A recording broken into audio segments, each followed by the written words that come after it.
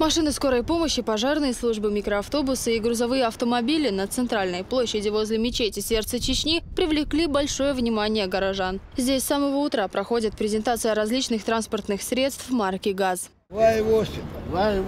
Да.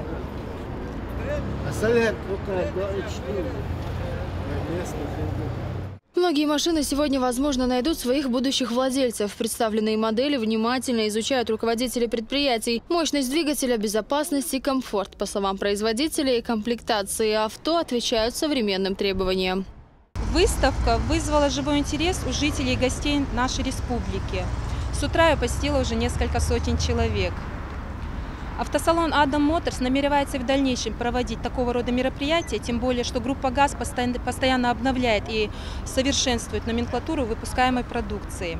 Так, уже в следующем году на дороги России и мира выйдут новый микроавтобус и фургон, уже полюбившийся водителям линейки Next, и сидельный тягач «Газон Next». Автомобили марки ГАЗ представлены не только в России, но и в странах Европы. В своем ценовом сегменте они ничем не уступают заграничным аналогам, поэтому спрос на них всегда остается высоким. Луиза Хатуева, Султан Умаров, Луиза Юнусова. Новости.